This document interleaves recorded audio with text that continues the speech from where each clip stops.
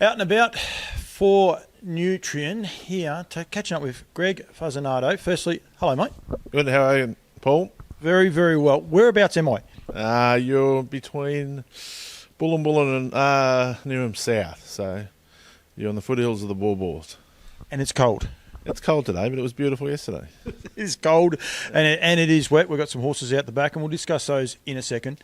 You've recently relocated. You've had a property all the time in Warragul, and for anyone that's wondering, we're about 10 minutes out of Warragul? Yeah, 10 minutes. Yeah, 10 minutes, I suppose. And yeah, your property, basically developers have taken it over, I suppose, and they've taken it completely over off your hands? Yeah, a place called Flavor Tomatoes or vegetables. They bought it, so turned into a blueberry farm, so went from a horse farm to a blueberry farm, so I'm here now, so I've got to set this place up. I never thought I'd be doing it at my age to set another place up, but the first place I set up, and then I had to pull it all down again because I could take everything with me, so yeah, so now I'm here. But are you excited about this adventure? Well, I wasn't at the start, but I probably am now. It's a beautiful spot here. This is the most magnificent part of the world here. You look at the Mount Bawbaw on a beautiful day, and it's nice and peaceful. It's probably been good in the long run.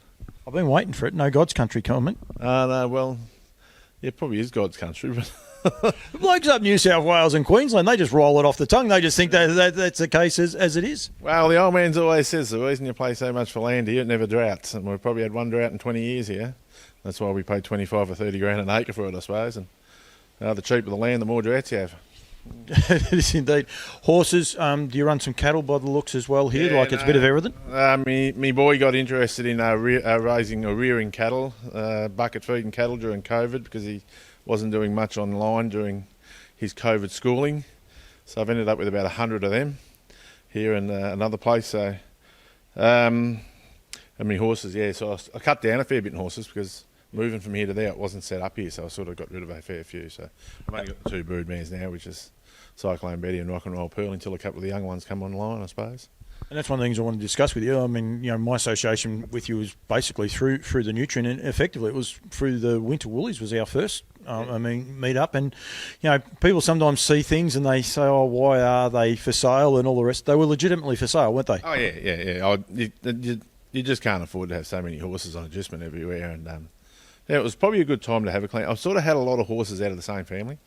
It's sort of out of Jazan's family. I don't think I've had a colt out of that family for 13 foals. Everyone's been a filly.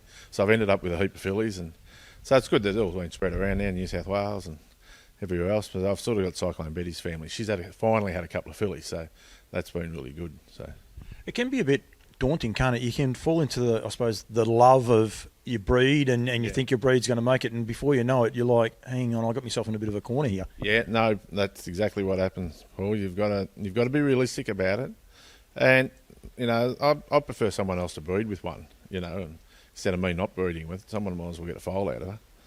They're all nice horses, and they're Jazan's family, all a nice breed to do something with, and that's half your battle. If they're nice horses to do with, you're not fighting them all the time, so that's good in a way. So down to 2 mares, Cyclone Betty, and who was the other one? Rock and Roll Pearl. Yeah. Oh, yeah, that's right. And we'll talk about one of those going through. You enjoy the breeding side of things? Yeah, I do. Yeah, that's probably the most enjoyment part. Just watching them grow up in the paddocks and seeing them every day and feeding them. And yeah, I think and I like watching the Americans, seeing what's been going good over there, what crosses well. I think that's always important. Although we've almost got there now. We're not too far behind. We probably are there, but we probably don't breed as many as them, I suppose, and that's until we do. But I think it'd be interesting to see how a few of the stallions go here, our own. I think they'll be pretty good. You're excited about that side of it? Yeah, look, well, some beaches, and Waikiki Beach was probably the first good sun beach, but unfortunately he couldn't breed. But Poster Boy and all them, they're good enough families, I think, to leave horses, no doubt about it. And they just get up and go, like it doesn't matter. And I know you've got one here out of another Sun Beach stallion as well.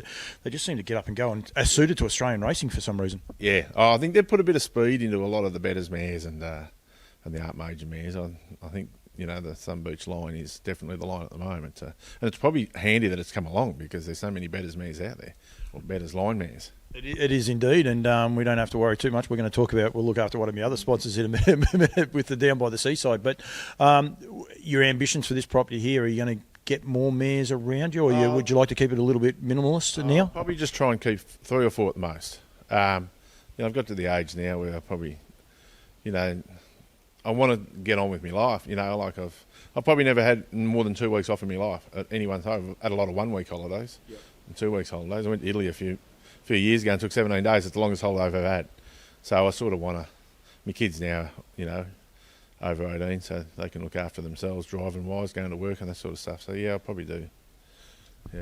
Where does your name descend from? Are you a teen? Italy, yeah. Yeah, you are. So we went, me and Dad and all the family and my brothers and sister went over to Italy the year before COVID and seen where my grandfather came from. It was great. I was probably lucky we did it then because my parents probably aren't capable now of going. And of course, with all the COVID thing, the last few years we wouldn't have been able to go. So. No, that's exciting for you. Your two mares, Cyclone Betty. She a better delight? She's a better delight. She's got a Captain Treacherous in her, and she's got a Captain Treacherous filly in the paddock, which I'll keep. And a lot of people aren't happy about that. When you just said that last bit, I'll keep. Yeah, well, she had a lot of fails, and I lost 3 Sun Beach colts out of her, which is still quite distressing. But that's breeding, isn't it? I got some good ones out of it too. So. Yeah, her last 2 have been fillies, and she's back in foal to Captain Treacherous. So if it's a colt, I'll probably put it through the sales, but I might not. Dad's getting old, and he'd probably like to race one. So yeah. And then the other mare, Rock and Roll Pearl, she ran 3rd in the Breeders' Challenge final in Sydney. She won the Girlfriend Series up there, and she's got a down by the seaside filly in the paddock, and she's in foal to Captain Crunch. But I'll send the filly into the Sydney nutrient sale this year. So do you like the crunches before you just go too far? Well, I haven't really. I had one I sold at the Nutrient online sale. I liked her. She was a beautiful filly. Yeah, I do like the crunches. I like the downs. I like the Sun Beach somewhere. Crosses. I was really confident with the Sun Beach out of Cyclone Betty. That sort of proved pretty good. He was a disaster when he died because he could have been, he probably has reshaped the breed here, but, he died as a reasonably young horse. Captain Treacherous is doing the job, they're all doing. Huntsville's doing a good job.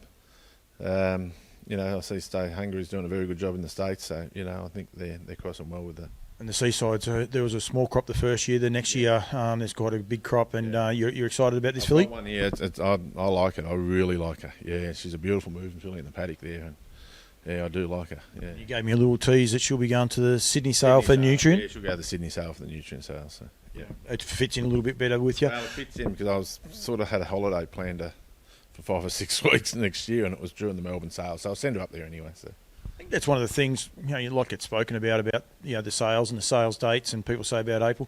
There's choice now because you can go to Sydney, you can go to Brisbane if you want to have a holiday, and you can take a horse up there as well and go from there. There's a great range of choice, isn't there? Oh yeah. We've just got to make sure that we have enough buyers, and that's we've got to keep promoting the sport.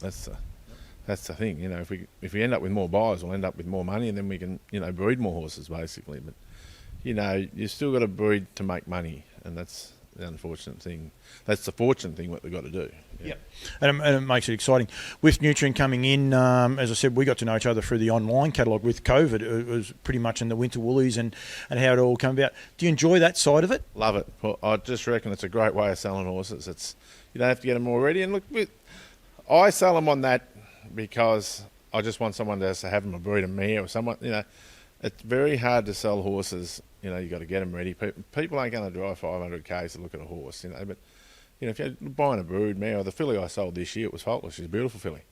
And, I just get it because I couldn't really have it here. I had no fences at the time, and it was on adjustment, and, it was costing you a fortune. So, and I would have only had one left to take to the Melbourne sale. I really couldn't see the point of just taking one later and one there, and so that was the only reason it sort of went. But I think that they'd be happy with the people who bought it. So yeah, but I just reckon it's a really good way of selling horses. Yeah, it's a new frontier and it's exciting. And I think putting it, coming here and being able to put a face, even though we did a couple of online interviews, I think people are getting their head around it. It's not something that harness racing has done for a lot, but now all of a sudden, it's becoming a bit more of the norm, isn't it? Oh yeah, for sure. Yeah, and I think a lot of people now are buying. Even if the mares have done a reasonable job, or people have, got their own stallions, and the only way you can get a stallion out there quite often is get mares to them, and that's one way of doing it, I suppose, just buying mares and buy them online and then be able to sell them, put them back and sell them through online. Get them in foal to their stallion and sell them or something like that. The turnover's good. Yeah. Mate, thank you. You got a tractor coming shortly, so I don't want to hold you up too bad. It must be, like I think you said there, because you're down on numbers, it's probably a good way of getting refreshed and a bit excited because you're not as flat just doing horses all the time. Yeah, that's right. They can become a drain. Don't worry about that. It can become hard work at times. But it's nice to just have 2 or 3 and potter around. But they got to be good. They got to be well bred these days, and they got to run fast, don't they? If they don't run fast, they don't last very long. So they get expensive. Yeah.